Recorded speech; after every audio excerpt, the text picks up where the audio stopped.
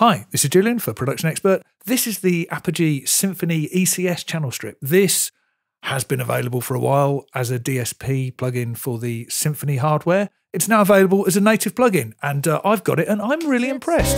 Here's an example of the kind of thing you can do. I've got it across a few elements of this mix, and I'll just bypass them all at once.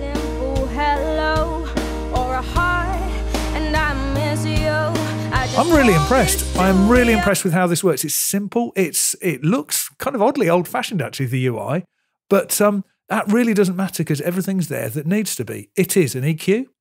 It's got some built-in drive or saturation, and it's got a compressor, and that's it. And the thing that's really nice about it is that the settings have been tuned, is the word that they use, by Bob Clearmountain, who does know a thing or two about mixing, and it really shows. So we'll come over into here and I'll show you an example. Here I've got it on the vocal, and you've got different modes, shall we call them? There's a few different things on here covering most bases, most things that you might want. And they're starting points, and you can tune them from there. It's not complicated enough for really take too long to tweak what you're presented with into something that you might want to use. But the starting points are great. They really are. Coming back in, it sounded fine before.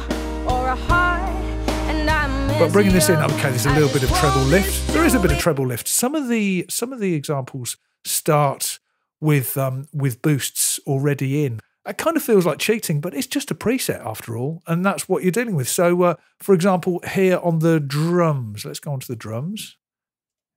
And I've dialed in drums bus polish, tweaked it a little bit of drive, a little bit of parallel compression, 3:1, that you don't get access to the attack release. I've got no problem with that. It sounds great. And the EQ is the high point of this. It sounds fantastic. They're not very specific. It's based on channel EQs of analog consoles of the 70s. Well, that covers most things that are good about EQ, frankly. But yeah, 3 bands, high and low shelf, and a peaking filter in the middle. You've got a high-pass filter, which is assignable either to the audio path or to the sidechain of the compressor, 3 ratios, dry-wet control, and a threshold, and that's your lot. And, of course, the drive. Now, on here, I'll start with this out.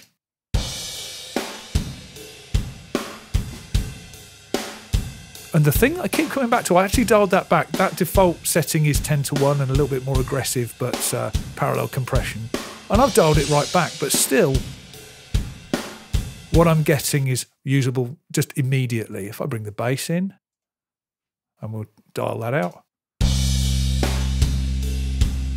I've upped the drive on here, backed off the compression slightly.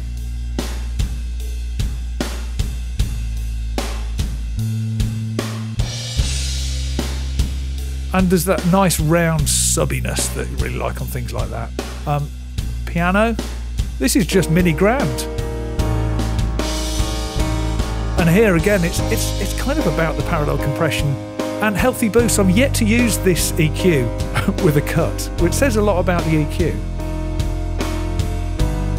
That's quite a hard, kind of almost Beatlesy kind of compressed piano, which I'm kind of liking. And on the vocals,